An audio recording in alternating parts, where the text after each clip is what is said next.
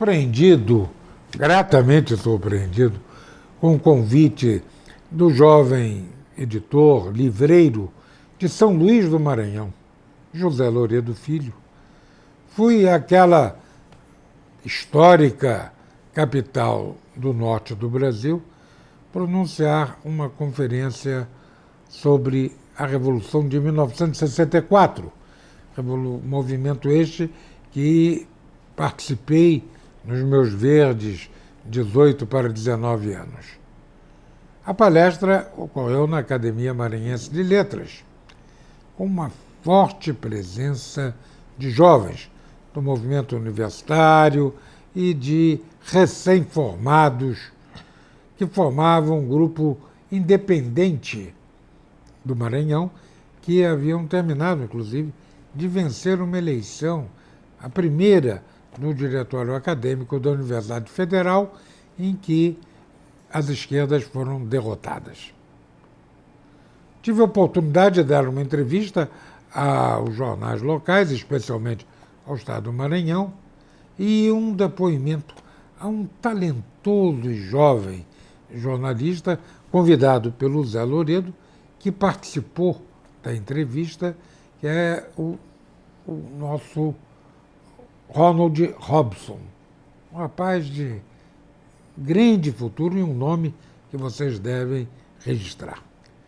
A partir daí, da repercussão deste nosso diálogo democrático, plural, no Maranhão, o editor José Loredo resolveu formar um livro de referência sobre 64. Daí surgiu um caldeirão chamado 1964, que é o título da conferência. O fundamento básico foi a palestra e as entrevistas. A ele juntou-se um álbum de fotografias dos jornais da época, para que a mocidade brasileira tivesse uma noção do clima que o país vivia naqueles meses que antecederam e que sucederam à eclosão do movimento de 64.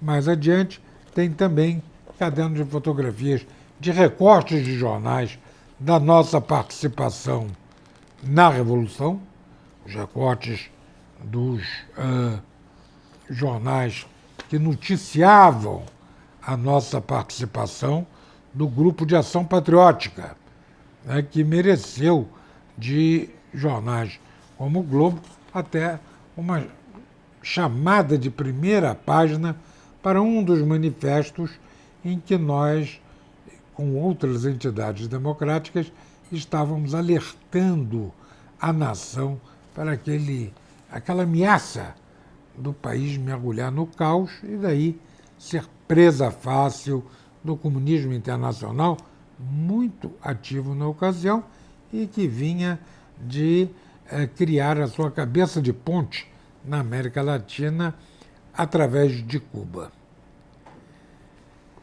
O movimento de 1964, ele precisa ser conhecido.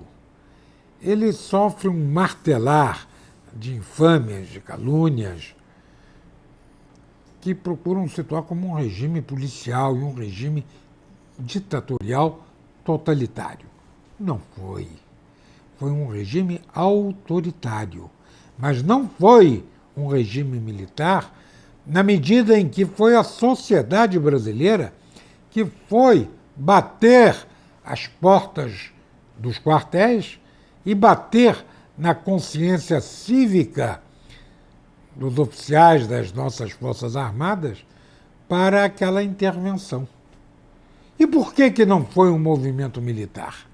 Porque quem motivou, quem trouxe a opinião pública foram os políticos. O governador da Guanabara, Carlos Lacerda, talvez na época o mais importante líder político do país, carismático, grande orador. O governador de São Paulo, um estadista, Adhemar de Barros, que governava o Estado pela terceira vez. E um nome nacional havia disputado a presidência da República em 55, quando perdeu para JK, e em 60, quando perdeu para Jânio Quadros. O governador do Paraná, Ney Braga, todos os governadores eleitos. O governador Hildo Meneghetti, do Rio Grande do Sul, e, é claro, aquele que foi o líder civil da Revolução, o governador de Minas Gerais, Magalhães Pinto. Todos com um histórico de serviços prestados à democracia brasileira. Magalhães Pinto foi signatário do Manifesto dos Mineiros, de 43, que colocou fim ao Estado Novo de Getúlio Vargas e formava na UDN. Ademar de Barros tinha o Partido Social Progressista. O governador Ney Braga era do PDC, Partido Democrata Cristão. E o governador Meneghetti, do Rio Grande do Sul, era do PSD, o partido majoritário. Este movimento revolucionário, que partiu de Minas, com a guarnição federal de Minas, comandada pelo general Olímpio Mourão Filho, uma das grandes cabeças, grandes inteligências da sua geração de militares, este movimento não encontrou nenhuma resistência. Teve a adesão integral dos militares e da sociedade. Semanas depois, o Congresso é convocado para eleger o futuro presidente, para completar o mandato de João Goulart. E o consenso, embora com a candidatura do comandante do 2º Exército de São Paulo, general Amaury Cruel, e do ex-presidente da República e reserva moral da nação, o marechal Eurico Gaspar Dutra, foi vencedor o marechal Humberto Castelo Branco, que era o chefe do Estado-Maior do Exército. Junto com Castelo Branco, foi eleito como vice-presidente o notável político mineiro José Maria Alckmin, parlamentar de várias legislaturas e que fora ministro da Fazenda do governo Kubitschek. Nesta eleição, é bom que você saiba, você jovem que não assistiu àqueles acontecimentos, que ouve falar numa ditadura, naquela eleição, o senador por Goiás, Juscelino Kubitschek, dos maiores democratas deste país, votou em Castelo Branco. O governo Castelo Branco freou uma inflação de 108%, que levou a menos de 40% em 3 anos. O governo Castelo Branco deu plenos poderes a uma dupla de economistas admiráveis, Otávio Gouveia de Bulhões, no Ministério da Fazenda, e Roberto Campos, no planejamento. E daí gerou-se o famoso Decreto-Lei 200, que implantou a reforma administrativa no Brasil, que modernizou o Brasil, que fez o Brasil avançar com as suas grandes instituições.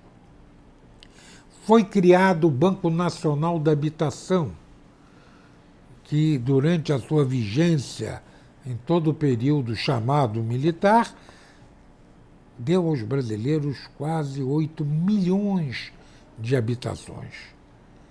Também foi criado ali o Banco Central. O Brasil não tinha um Banco Central, era uma diretoria do Banco do Brasil que cuidava das contas nacionais, do sistema financeiro brasileiro. Enfim, ali o Brasil começou a crescer.